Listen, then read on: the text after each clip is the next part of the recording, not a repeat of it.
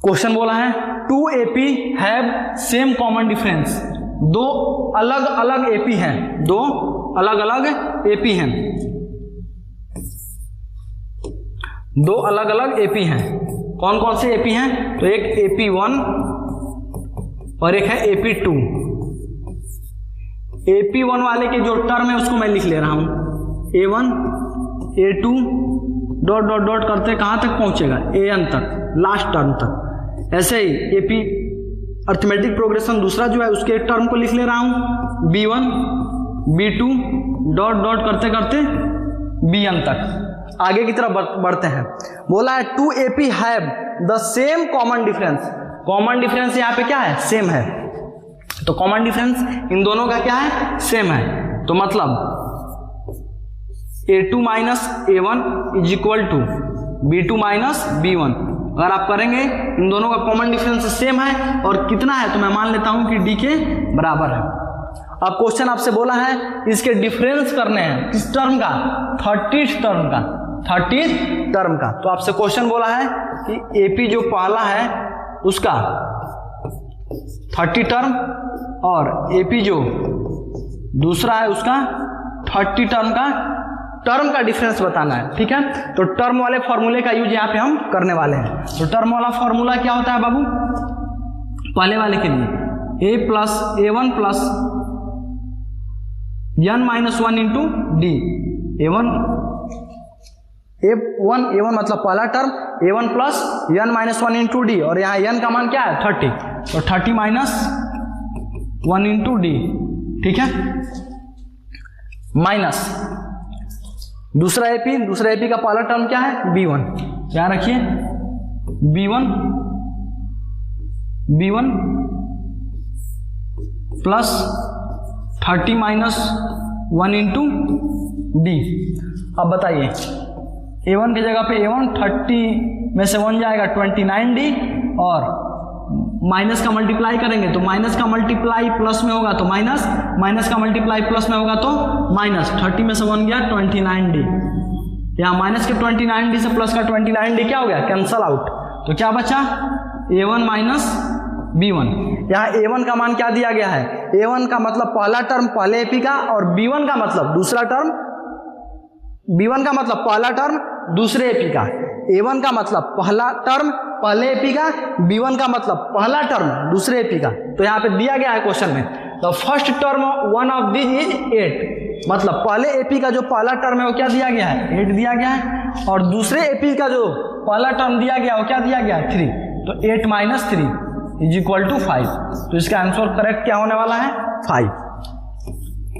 देखिएगा, मैं आपको अपने प्रीवियस क्लासेस में यह बता चुका हूं, सम के 2 फॉर्मूले होते हैं, सम के 2 फॉर्मूले होते हैं। ठीक है, और उसी के ऊपर क्वेश्चन यहाँ पे आ रहे हैं। सम के 2 फॉर्मूले होते हैं और एक n टर्म का निकालने का फॉर्मूला होता है, nth term of an AP का फॉर्मूला होता है।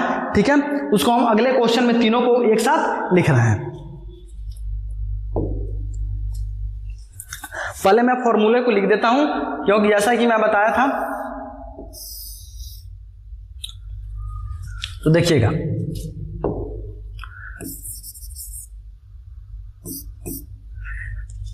an मतलब nth term A plus n minus 1 into D होता है। सम के 2 फॉर्मूले होते हैं, एक होता है n/2 A प्लस l मतलब लास्ट टर्म, और एक दूसरा होता है n/2 into 2A plus n minus 1 into D. ठीक है, 3 फॉर्मूले होते हैं।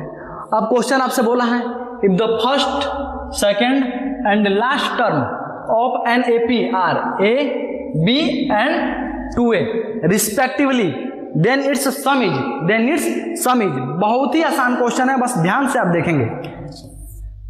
पहला टर्म आपका दिया गया है A1 का मान A, दूसरा टर्म आपका दिया गया है A2 का मान B, और लास्ट टर्म दिया गया है AN का मान 2A। ठीक है, तो यहां से हम सम निकालना है, तो सबसे पहले हमें n पता होना चाहिए। तो n, इस an वाले फॉर्मूले से n का मान निकालने का प्रयास करते हैं। तो चलिए फॉर्मूला लगाइए, an is equal to a plus n minus one into d. A n का मान कितना है 2a है, रखिए 2a plus 2a is equal to 2a equal to a plus n minus one. और d कहाँ से आता है, तो d का मतलब होता है next term minus previous term. तो b में से a को घटाएंगे तो क्या आ जाएगा b माइनस a। देखिए अब छोटी छोटी चीजों को बार बार नहीं करेंगे, कॉमन डिफरेंस हमको पता है, नेक्स्ट टर्म में से प्रीवियस टर्म को माइनस करते हैं तो आता है, तो बार बार इसको अलग से निकालने का प्रयास नहीं करेंगे, जो दिया है उसको डायरेक्ट निकालने का प्रयास करेंगे। यहाँ a प्लस में इधर आएगा तो माइनस में, तो 2a में से a को माइनस करेंगे, a is equal to n minus one into b minus a। अब b माइनस a से दोनों तरफ डिवाइड करेंगे तो यहाँ आएगा a b minus a is equal to n minus one. b minus a से b minus one, a cancel out हो जाएगा। यहाँ माइनस का वन है, इक्वल टू के लेफ्ट हैंड साइड में लाएंगे तो क्या आ जाएगा प्लस में, सॉल्व कर लेते हैं। तो यहां से आएगा n का मान a b माइनस a, इसका एलसीएम आ जाएगा यहाँ पे प्लस b माइनस a, तो माइनस a से प्लस a कैंसल आउट हो गया।